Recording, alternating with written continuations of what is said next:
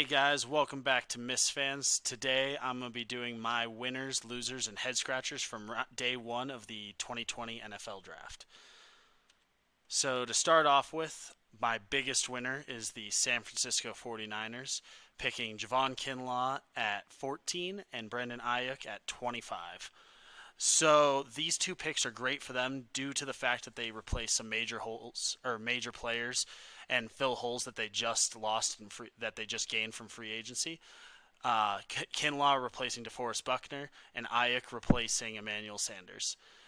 Ayuk is he's a great route runner, has tremendous hands, and actually has some crazy reach for a guy his size. His arms are just stupidly long, as you can tell from this picture a bit here. He's 5'11 with an 81-inch wingspan, and that's only an inch shorter than that of even Calvin Johnson. Just absolutely insane. He's a great playmaker, and he's going to be a great fit for this offense that's developed by Kyle Shanahan. He's going to be a great fit there, and he's going to be a great replacement for Emmanuel Sanders. I think that was a great choice for them to pick him up at 25. Then we've got Javon Kinlaw, who it was the move between the Buccaneers and the 49ers was odd, but that's more odd on the end of the Buccaneers. The 49ers, because they moved back that one spot, not only did they keep their main prospect in Kinlaw, but they also picked up a fourth round pick so they can add another player to their roster who probably won't be an impact immediately, but it's adding assets on top of assets. So I think that was a great trade for them. And Kinlaw is going to be the perfect replacement for DeForest Buckner. The dude is a savage, played in the strong SEC conference, and obviously is going to be doing great things for them. He essentially is going to keep their defensive line as strong or close to as strong as it was last season during their Super Bowl run. Obviously, they lost, and hopefully Kinlaw turns out to be as good as DeForest Buckner so that they can keep that level high. And I don't think they've even really lost much of a step compared to last year just by adding two guys right off the bat. I think they are my biggest winners of the day due to how many moves they made and what they picked up with those moves. Next, let's go to what I think is the biggest loser of the draft, the Las Vegas Raiders. First off, at 12, they decided to, instead of taking just the best receiver off the board, they decided to do the typical Raider move and just pick the fastest guy available.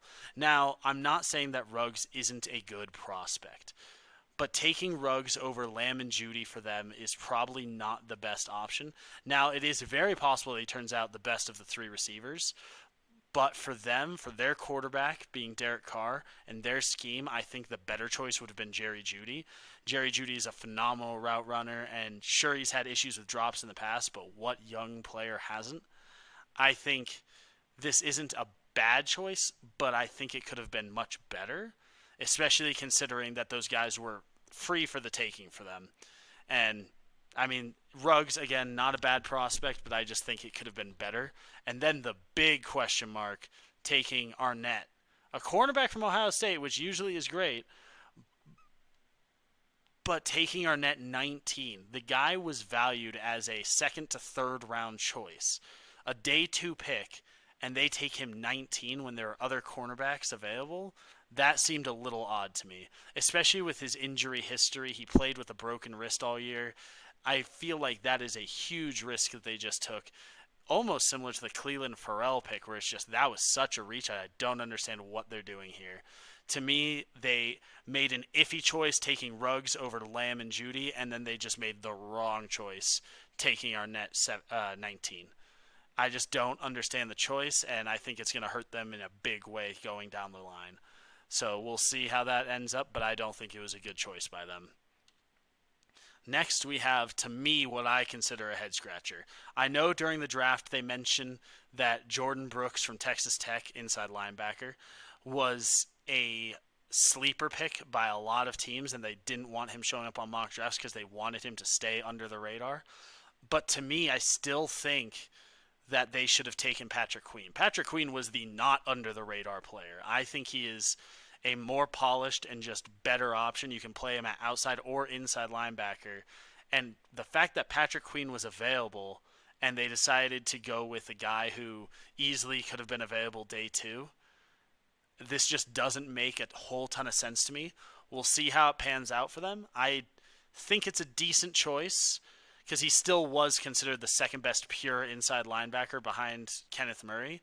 But I think this choice was just a bizarre one considering that Patrick Queen was still on the board. I think that that could hurt them in the end, but considering he will be learning beside or below Bobby Wagner, we'll see how it turns out. Next, for my second big winner of the night, the Dallas Cowboys. CeeDee Lamb falling to them is just a godsend for Jerry Jones and that organization. They now can pair together Amari Cooper, Dak Prescott, Zeke, and CeeDee Lamb. They just got another potential true number one option, and he just fell into their laps. Sure, they have other needs in edge rusher and cornerback, but they could not pass up the opportunity to have, well, we'll see how he turns out, but possibly one of the best 2 or 3 receiving cores or receiving duos in the NFL. Only realistically behind the Browns and the Falcons, and the Buccaneers as well. We'll see. So they're a top 5 receiving duo just by adding CeeDee Lamb, assuming he pans out the way scouts and the way I think he will. I think that was just obviously phenomenal choice, easy choice, big winner for him falling. Not anything like skillful or masterful by Jerry Jones in terms of war room work, no trades needed, just got the guy who fell to him, and they're just super lucky that he fell there. He should have been gone probably to the Raiders. So we'll see how it turns out. If he turns out as good as I think he will, the Cowboys just solidified their receiving core for a while. Now my next loser, the Packers. A lot of people might find this a little bit of a hot take. I do not think Jordan Love was the 4th best quarterback in this draft. I really like Eason. Eason, to me, has the higher floor and just as high of a ceiling as Jordan Love. Now, depending on where he goes, because Jordan Love obviously will be learning behind Aaron Rodgers, but I think considering that I personally don't think he was the the 4th best quarterback available, and that alongside the fact that they had a need at wide receiver and there were some good wide receivers available, that they traded up, losing a 4th round draft choice on top of the number 30 choice to pick a quarterback that they don't necessarily need and in my opinion isn't even the best available there. I just don't think that was a good choice. They could have waited on him, picked him 30, and not lost that 4th round draft choice if they really wanted him that badly, because nobody that was still ahead of them picking from 26 down was going to take him. The people picking ahead of them left were the Dolphins, the Seahawks, and the Vikings. Nobody else was going to pick Jordan Love. Nobody was taking him. They could have picked him 30. So why trade up to pick him if you're going to pick him? And why not just take a wide receiver who can help you right now instead of taking a quarterback who's not going to help you for at least 1 year, assuming Rodgers only plays for them for one more season? And I don't know, especially considering to me that he's, in my opinion, the 4th, not the 5th best quarterback in this draft. I think this was a big miss by the Packers. We'll see how it pans out. He could end up being fantastic, especially learning under Aaron Rodgers. But I think they lost their chance at winning a Super Bowl because they decided to go with a quarterback here. My next head scratcher. This one is more just my confusion. The Super Bowl winning Kansas City Chiefs. I just don't quite understand why this was the halfback they went for.